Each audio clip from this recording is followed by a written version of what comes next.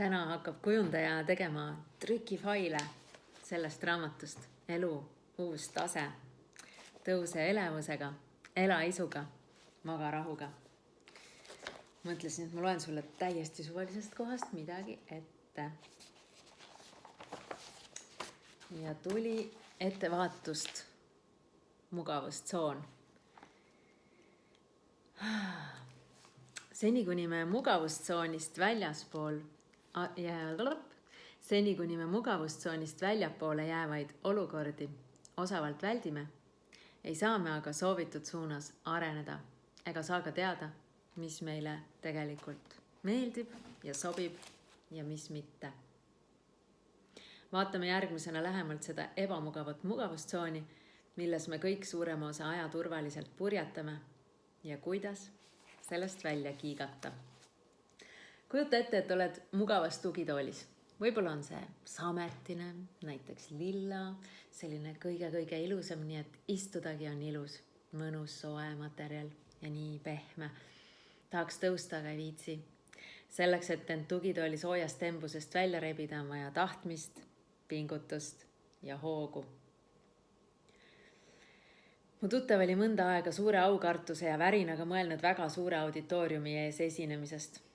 Istusime konverentsil 1000-pealise publikuga saali esireas kõrvuti. Laval pakuti võimalust vabaks mikrofoniks igaühele, kes soovib. Enamik tegi ennast pehmel istmelt natuke väiksemaks, kui ta tegelikult oli. Tead juba ilmselt kooli ajast, kuidas see käib. Minu tuttavaga elavnes ja tõstis käe nii kõrgele, kui suutis. Talle suunati ere valgus ja ulatati mikrofon. Ta tõstis selle suu juurde ja puhises sinna sisse mõned korrad. Naeris ja ütles, miks ta mikrofoni võttis. Lihtsalt enesearengu instrumendina prooviks suure publiku ees, et kogeda seda elevust ja energialaksu ootusäreva publiku ees seismisest. Kas sa mäletad seda konverentsi, kus me esireas olime, küsis ta mult? Mitu aastat hiljem, kui oli perega unistuste tallu elama kolinud ja sõime tema köögilaua taga kodust Tatra leiba. Jah, muidugi. Jäin mõttes sügiseid tagasi lugema, et millal see nüüd oligi? Mis sa arvad, mis sealt muutuma hakkas? Küsis ta mulle kelmikalt otsa vaadates. Las ma arvan, ütlesin hetkegi mõtlemata, sest ma teadsin seda enda kogemusest. Sa ei tahagi enam mikrit käest ära anda. Naersin juba enne, kui ta samuti naeru lagistades vastas. Täpselt. Kunagi nii hirmutav samm on nüüd tema uus mugavustsoon. Ja see on talle toonud nii palju rõõmu, võimalusi ja tutvusi. Ometi pole see mugavustsooni tugitool alati nii ilus, pehme ja mõnus. Üks lugeja kirjutas mulle, et ta pole sugugi nõus, et iga olukord ongi selle hetke mugavustsoon, et temal pole üldse mugav. Mugav ei tähendagi mõnusat mugavust. See tähendab, et sa ei julge, taha, oska, jaksa ega suuda olemas olevast olukorrast midagi muud luua. See ei tähenda, et sul on tegelikult päriselt hea ja mugav või et sa oled rahul selle mugavusega.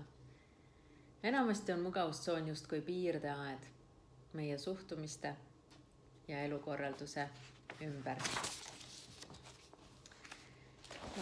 Eluus tase ongi siis sellest mugavustsoonist välja vaatamine teadlikult oma elu metsa padrikust natuke kõrgemale vaatamine, et miks, kuhu ja kuidas me tahame liikuda. Ja see on nii äge teekond ja see ei saa kunagi otsa. Ja kui meie kõigi üks emotsionaalne vajadus on tähendusrikkus, siis minu jaoks selliste pikemate sihtide omamine annabki tähendusrikkuse päevale, ärkamisele, elule ja annab selle enesekindluse, kui ma näen, et asjad liiguvad ja kui ma elu edeneb sammhaaval ja ilma rahulolematuseta, vaid uudishimuga, kuidas saaks veel lisaks sellele, kuidas praegu. Minu raamat Elu uus tase jõuab raamatupoodidesse, ma arvan, novembri viimastel päevadel või detsembri esimestel päevadel. Ja praegu saab seda tellida hingelepai.ee veebipoest endale ette või siis hooandja kaudu. Mul on väga hea meel, kui sa toetad raamatut trükikuludega või trükikulude katmiseks. Toetad seda raamatuprojekti, saad ise raamatu esimeste hulgas ja sina annad mulle hoogu, et mina saaksin sulle hoogu anda, sest see on nagu selline life coaching käsiraamat või vaimustava elu käsiraamat. Mina olen Meri Traju, kirjutan raamatuid, korraldan sündmusi, armastan elu ja inimesi. Kohtumisteni!